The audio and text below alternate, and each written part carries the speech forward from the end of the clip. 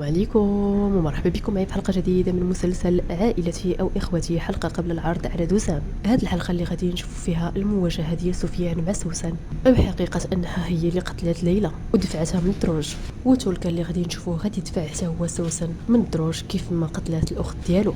وعمر اللي غادي نشوفوه غادي يلقى الأم ديالو وكذلك الأب ديالو شادين في إيدين بعضياتهم، وغادي يعجبو الحال بزاف، وغادي يطلب من الأب ديالو أحمد باش ما يتخلاش على سوزان. من بعد غادي نشوفوا اصدقاء ديال عمر كاملين كانوا في واحد المخيم، اسيا وكذلك محمود كانوا كيغنيو، ومن بعد كيشوفوا في النجوم، وكذلك ساره وفادي اللي كانوا فرحانين مع بعضياتهم. وبلا ما نطول عليكم وندخلوا في تفاصيل الحلقه، بداية ديال هاد الحلقة غادي تكون مع سفيان من بعد ما اكتشف الحقيقة ديال سوسن وأنها هي اللي دفعت ليلى من الدروج وكانت هي السبب في الوفاة ديالها. سفيان بقى كيشوف في سوسن مع عمر وهما فرحانين. عمر قال لي واش انت بخير؟ هو يقول ليه انا بخير. قال لهم غادي نغسل يدي ووجهي وغادي نرجع. سفيان مشى للحمام وبقى غير كيبكي، بقى كيقول هي كتصرف بحال اللي ما وقع حتى شي حاجه، ما بقاش كاع باغي يشوف ليها في وجهها. عمر وكذلك محمود قالوا لي واش انت بخير؟ وهو يقول لهم سوسن قالت لي انا الطاقه ديالي اليوم عاليه بزاف، خليني نعنقك حتى انت غتولي عندك طاقه ايجابيه. في الوقت اللي كانت باغيه تعنقو بحد منها، سوسن قالت لي واش انت بخير؟ هو يقول لها انا بخير. من بعد سوسن مشات للمنزل ديالها وعمر بقى غير كيشوف في سفيان. سفيان من بعد فاش مشى للمنزل ديالو خبر الاب ديالو بكلشي، حيت شافوه في واحد الحاله اللي صعيبه بزاف. سولو وقال ليه بان ليلى كانت كتخاصم مع سوسن. في الوقت اللي كانوا كيتخاصموا ليلى طاحت من الدروج، يعني ان سوسن هي السبب. اللي انت منين عرفتي هادشي؟ هو يقول لي انا شفت اللقطات ديال كاميرات المراقبه ديال النادي، ام ديالو كانت كتصنت عليهم. من بعد هو يقول ولا كيلعب معاه كيفاش شنو كان كيدير عنده هذاك السيدي. سفيان قال لي يمكن كان غير حديث، ولكن سوسن كان خاصها تخبرنا. وسعاد بينو هنا كتكلم مع الزوج ديالها نعمان، لان كان عندي واحد الهاتف اللي قديم وكان فيه هذوك اللقطات ديال الكاميرا ديال الحديث ديال قدير، يعني ان نعمان وسعاد كانوا عارفين الحقيقه ديال الموت ديال قدير. قالت ليه الابن ديالي داك الهاتف القديم اخذه وعطاه العفراء، وعفراء بالدور ديالها عطاتو ليلى. ليلى شافت هذوك المشاهد، من بعد تواجهات مع سوسن بسبب هذاك المشكل وهما كيتخاصموا، طاحت ليلى من الدروج. نعمان بقى كيعوت على الزوجه ديالو وقال لها علاش ما حذفتيش هذوك المشاهد، علاش خليتي هذوك الفيديوهات؟ قالت ليه ما كنتش عارفه. قالت لي كل ما ماتتش ليلى كانت غادي تمشي وتخبر عمر بكل شيء، كانت غادي تخبروا بان ميليسا هي اللي قتلت الاخ ديالو، بما ان عاكف عنده هذوك اللقطات ديال كاميرات المراقبه ديال سوسن، يعني هو كيجمع في الادله باش يقدر ينقذ الابنه ديالو، حاطهم احتياط. سعاد قالت لنعمان سفيان خاصو يسكت وما يقول حتى شي حاجه، عاكف راه يقدر يدير اي حاجه على قبل الاولاد ديالو.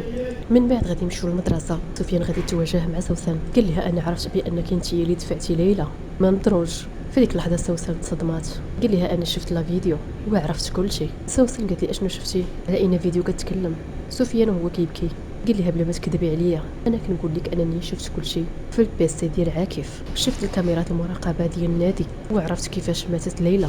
سوسن وهي كتبكي بقات كتقول سفيان هادشي ما دارش عمدا، انا كنقسم ليك انني ما دفعتهاش، بما انك شاهدتي الكاميرات ديال المراقبه غادي تشوف كنا كنتخاصموا. من بعد هي فقدت التوازن ديالها وطاحت. قال لها نتوما على اشنو كنتو كتخاصموا؟ قال لها يلاه خبريني بلا ما تبقاي ساكته. في ديك اللحظه سوسن تذكرات الحديث ديال قدير وكيفاش مات وكيفاش ضربته ميليسا بالسياره، وتذكرات فاش كانت كتخاصم مع ليلى في الوقت اللي ليلى كانت باغا تخبر عمر بكل شيء. من بعد تخاصموا وطاحت من الدروج، وكان هذا هو السبب ديال الموت ديالها. سوسن قالت لا سفيان الامر كان كيتعلق بعمر، ولكن ما كملاتش ليه. سفيان قال لها وهي كتقولي لي هادشي بسبب الغيره، ما تقوليش لي بان ليلى ماتت حيت كانت كتبغي عمر. المهم هادشي اللي فهم سفيان، فعلا ليلى كانت كتبغي عمر. سوسن كانت باغا تخبرو بكل شيء يعني على الحديث ديال قدير، ولكن سفيان فاش فهم انه بسبب الغيره سكتات، بقى كيغوت على سوسن. من بعد قالت لها واش سرب كان عارف؟ قال لها اكيد غادي يكون عارف حيت هو دافع عليك في المستشفى. سرب حتى هو كذب، دابا هو كيشوف لينا في عينينا وانتي بقيتي ساكته. سفيان فاعل. سوسن بقات تقول لي انا عارفه انني ارتكبت واحد الخطا، وهي كتبكي قالت لي انا كنت خايفه بزاف وما عارفاش اشنو خصني ندير. ديك اللحظه وصل سرب، هو قال لي غادي نديرو بحال اللي ما شفنا حتى شي حاجه، هو كان كيحاول غير يحميني. انا عارفه انني ارتكبت خطا وانا كنعتذر بزاف، كان خاصني نخبركم بكل شيء. سفيان قال لها واشنو كان كيدير الفيديو ديالك عند العم عاكف؟ وهي تقول ليه العم عاكف كان كيحاول يحميني باش هذوك الصور ما يشوفوهمش الشرطه، هادشي علاش حدا في الكاميرات ديال المراقبه. سفيان قال لها انت كيفاش قادره تكوني عندك جوج ديال الوجوه؟ واش انت وحده مجنونه؟ سوسن بقات تقسم لسفيان بانها ما دفعاتش ليلى وانه وقع غير حادث. قالت ليه انا ما كنتش باغيها تموت. قال لها صافي بركه سكتي بلا ما تخليني نكرهك اكثر. سفيان خرج وهو مدمر، وسوسن بقات غير كتبكي. من بعد تولكا شاف سفيان جالس في الكافيتيريا، قال لي علاش انت كتبكي؟ اشنو واقع؟ سفيان ما جاوبوش. تلقى قال لي هنا بغيتي تبكي غير بكي انا معاك، اكيد ما غاديش تبكي بلا ما يكون عندك حتى شي مشكل. تلقى قال لي انا راني بحال الاخ ديالك، يمكن ليك تخبرني باي حاجه. شكون يخليك تحزن وشكون يأذاك في ديك اللحظه؟ سفيان بقى كيتخيل الا خبرت تولكا بانه مجنون وغادي يدير نفس الحاجه في سوسن. تخيل انه شاد سوسن، قال لها اكيد الاخت ديالي كانت كطلب المساعده وما بغيتيش تشوفي لها حتى في وجهها، وسوسن كانت كطلب في المساعده. تولكا قال لي حتى شي حد ما غادي يسمعك، وجرها ورماها من الدروج كيف ما رمات الاخت ديالو. وبهذه الطريقه تولكا غادي ينتقم من الاخت ديالو. سفيان من بعد ما تذكر هذا الشيء قال هادشي اللي غادي يوقع وهو يقرر ما يخبروش بحتى شي حاجه. تولقى قال ليه واش انت مقلق بسبب عفراء؟ هو يقول لي من بعد مشى للقسم ديالو وخلاه. وسير بينو لنا جا متاخر من المدرسه نعمان، حيت واخد التعليمات من عند المدير اللي جا متاخر كي ياخذ الاسم ديالو واللقب ديالو. صار بغى يتخاصم معاه وما بغاش يعطيه الاسم ديالو. واش انت ما عرفتش انا شكون؟ لا ما كيهمنيش، انا اللي كيهمني هي التعليمات ديال المدير. قال لي انا غادي ندمك على هذا الشيء. من بعد صار مشى تكلم مع المدير، خبروا بان نعمان حاول انه يضربه. قال لي هي اما غادي طردي ولا غادي نخبر الاب ديالي حيت المدرسه ديالهم.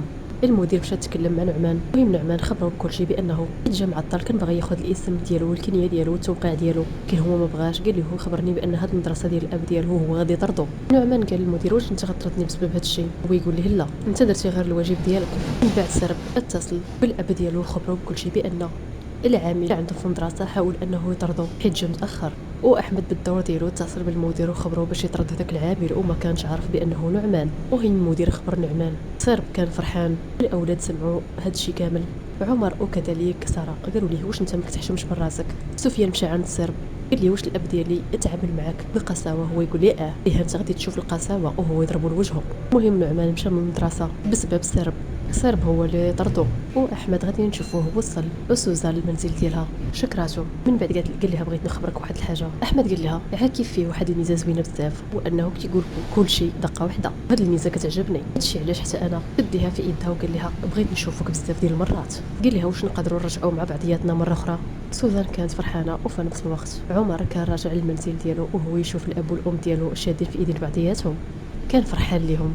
قرب حداهم وسوزان وافقات انها تخرج مع احمد، وكانوا فرحانين. سوزان واحمد فاش شافوا عمر حشموا منه حيدوا ايدين بعضياتهم. احمد قال لي انت منين جاي؟ قال لي كنت انا وتولكا ودابا كنجي للمنزل. قال لهم وانتوما؟ سوزان قالت ليه احمد خرجنا من النادي ورجعني للمنزل. عمر بقى غير كيبتسم. عمر قال لهم نتوما اشخاص كبار تقدروا ديروا اللي بغيتوا. من بعد قال لاحمد انا بغيت نتكلم معاك. قال ليه معايا انا؟ هو يقول لي مشى يتكلم معاه على انفراد. عمر قال للاب ديالو ما تعاودش هاد الغلطه مره اخرى، يعني ما تعاودش تخلى على الام ديالي.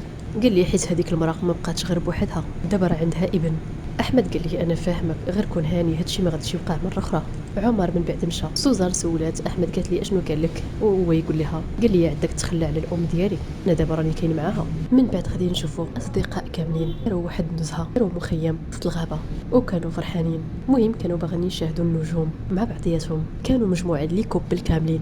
وسوزان غادي نشوفوها جات عند احمد المنزل ديالو، كان جابت ليه واحد الظرف فيه على واحد المناقصه كانوا مشاركين فيها وتمت بنجاح. ياسمين بركات لها، صيرب قال لها حتى هو مبروك عليك، خلينا نخبروا حتى الام ديالي. بغى يبين لها انهم عائله وحده وان الام ديالو رجعت للمنزل، ولكن فعلا الام ديالو رجعت للمنزل، ولكن احمد كان عطيها فرصه غير بما لقات شي منزل اخر وتمشي ليه. سوزان فاش شافت دعاء صدمات.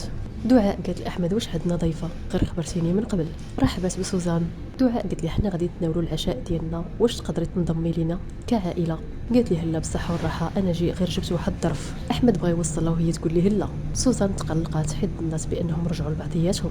وفي هذيك المخيم كانوا دايرين الاصدقاء. محمود كان كيغني هو واسيا، كلشي كان فرحان الا سفيان. الصراحه حتى هي وفادي كانوا فرحانين مع بعضياتهم وكيتفرجوا في النجوم. من بعد سوسن حتى هي جات لعندهم. سفيان ما كانش عاجبو الحال، كيتكلم عليها بالسوء. عمر قال ليه لا عندك شي حاجه خبرني بها. عمر قال لسوسن وكذلك سفيان يلا خبروني اشنو واقع عليكم. سفيان انفعل وقال ليه انا ما كنبغيش هاد السيده، كانت هي مره اخرى معكم ما تناديوش عليا، كنتمنى شي نهار تعرف اش من نوع من الاشخاص هي. عمر وسفيان بقاو كيتخاصموا مع بعضياتهم على ود سوسن. من بعد سفيان خلاهم ومشى. اسيا قالت لسوسن اشنو واقع بيناتكم؟ عمر جاوبها وقال لها حتى هي ما عرفه حتى شي حاجه. كون كانت عارفه كانت غادي تخبرنا. ونعمان غادي يمشيو رجعوا احمد للمدرسه، ولكن سرب دار ليه خطه اخرى لصق فيه السرقه. اتهموا الصديق ديالو في العمل. المدير اكتشف هادشي، المدير طرد نعمان مره اخرى من المدرسه. نعمان بقى غير كيبكي، وهادشي كامل كان بسبب سرب. ابناء العم ديال سفيان قالوا لنعمان حنا كنثيقوا فيك العم ديالنا، ما كاينش شي داعي باش تحشم. وكانت ديال نهايه الحلقه. كنتمنى ان هذا الاعجاب ديالكم، والى فيديو لاحق ان شاء الله.